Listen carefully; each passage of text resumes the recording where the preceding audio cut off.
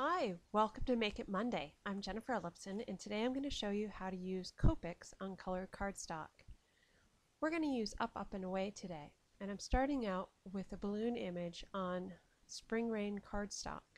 I've already stamped and die cut it, and I used Memento ink to stamp with because we are going to be using the Copics, and that's a great ink to use with it. You'll notice here that I'm starting to use B41 on certain areas of this balloon. In certain areas, I'm going to keep in just the Spring Rain cardstock, and then I'm going to create a monochromatic look using B41 first,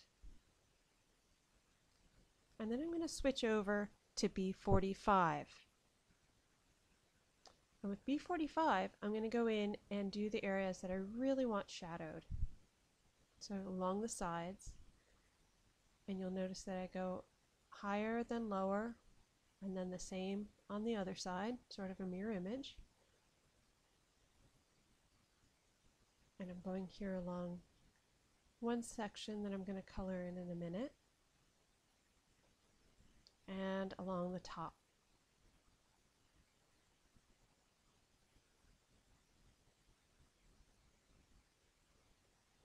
Now I'm going to switch back to the B41 and draw that darker color down in towards the middle. And by drawing the dark into the light, you get a nice shaded look.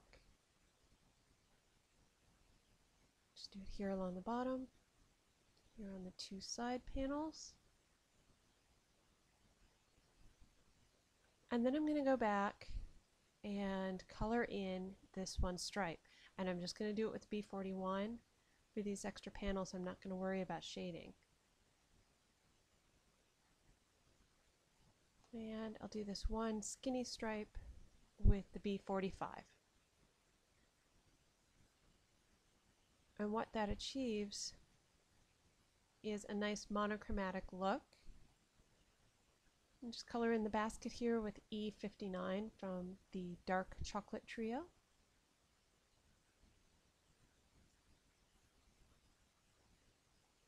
I'm not going to worry about shading here because I just want the balloon to take center stage.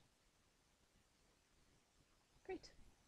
So now we're going to move on to the next look that I want to show you, and that's a gradient look using colors that are one shade higher. We're using Sweet Blush cardstock and the Hibiscus Burst Copic Trio. The lightest color in that is RV10, so I'm going to start with that and do a very similar technique to what I did on the blue balloon.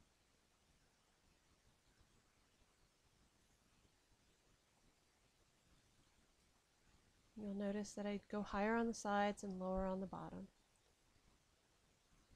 Now I'm going to move to RV13 and go lighter on that to enable me to shadow it a bit more. Just the same areas.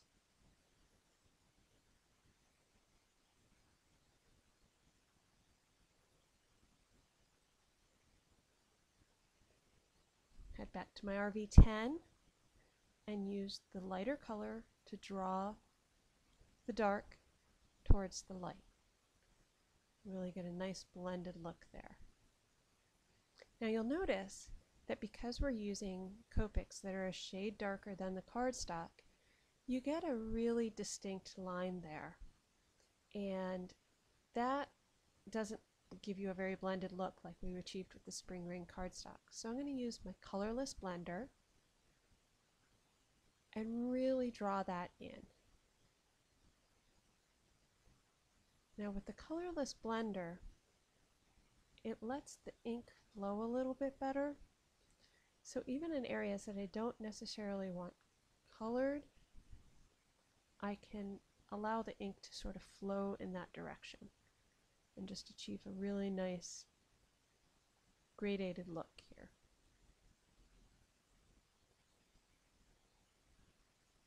A couple lines here that didn't blend very well, so I'm going to go over them again. And just one more spot here. Great. Now I'm going to use the darkest color of this trio, RV14, just to create a couple accents with these dots.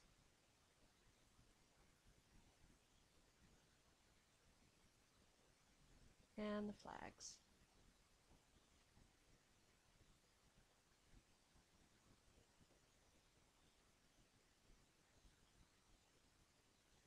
So this is the second look, where it's still sort of monochromatic, but it's much more gradated, and that's using Hibiscus Burst Trio on Sweet Blush cardstock.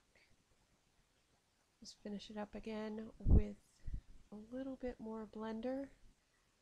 Little spots that I colored outside the line, sort of push those back. And the basket again with E59.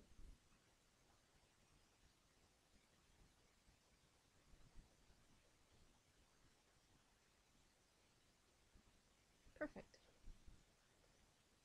Now the next look I want to show you is what happens if you go several shades higher with your Copics than your cardstock. This is Lemon Tart cardstock, and I'm going to use the Orange Zest markers starting with YR12. Similar process as the other two, where I'm just coloring where I want shadowed looks.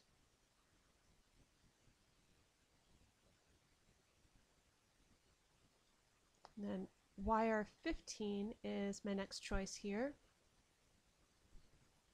Again, just lighter on the shadows.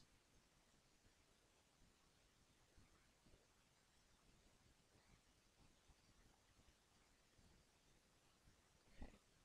So now I'm going to reach for my colorless blender again, and I'm going to draw all those dark colors in towards the center. You want a nice blended look.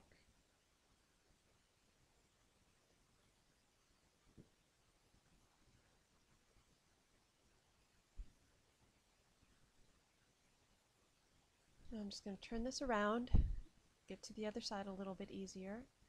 Gives me a good perspective sometimes too. I like to turn things around when I'm coloring them. Okay, so what I'm starting to notice here is that my center is much lighter than I really want. And because my edges are so dark, because we went up so much in color, I'm going to do a tip-to-tip technique. So I'm pulling out my YR15 and the chisel tip this time, and I'm going to apply that chisel tip right to the brush tip of my colorless blender. And by doing that, that lets me get a little bit of color that I can manipulate a lot easier. So when you just need a faint amount, this is a really fun technique to try. And as you get used to it, you can tell when you need a little bit more on your tip. You just add it back on at the top of the balloon here towards the center.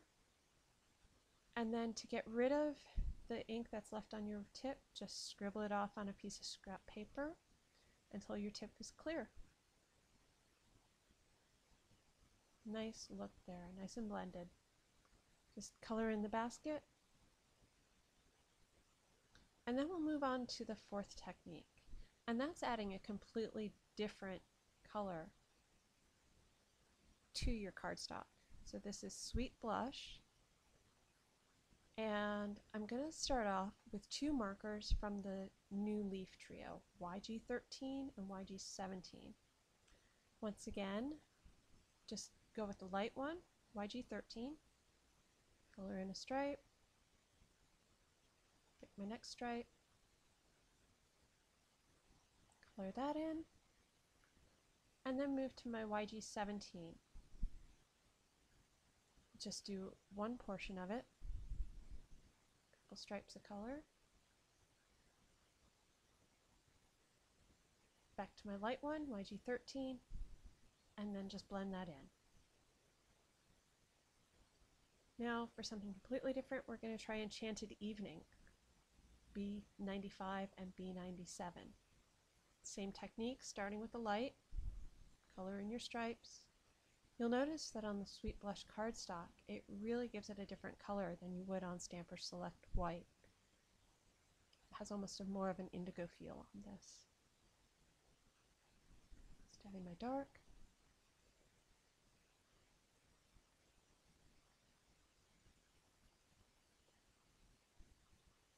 Bring the light back to blend that in.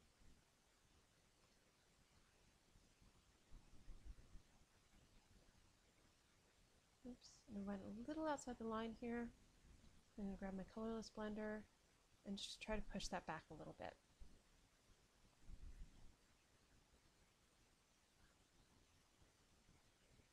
Color in the basket. And that's our fourth look. So we had adding the other colors, the two gradients with the next shade up and several shades higher, and the monochromatic.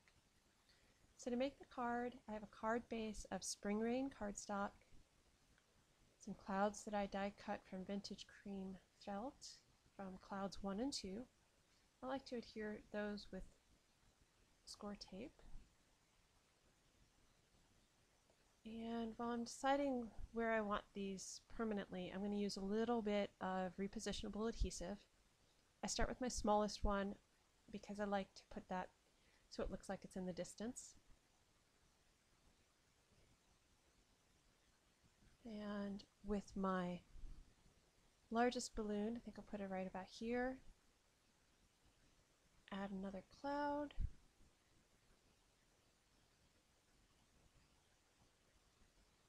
Need to move that down a smidgen.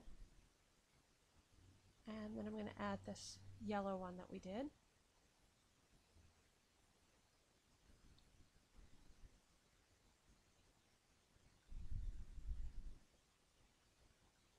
Right there. Now I'm going to leave the Spring Rain balloon off because I want to make sure that we have rule of 3. Add my sentiment, which is Reach for the Sky from Up, Up, and Away Sentiments. I have it on the double-ended banner, but I want to offset it a little bit, not go all the way across. So I'm going to trim off this end. And there, we're able to achieve that look. So I hope this gives you a few ideas on how to use your Copics on colored cardstock, and we'd love to see what you have up your sleeves. So make sure to upload to Nicole's blog, and thank you for joining me on this Make It Monday.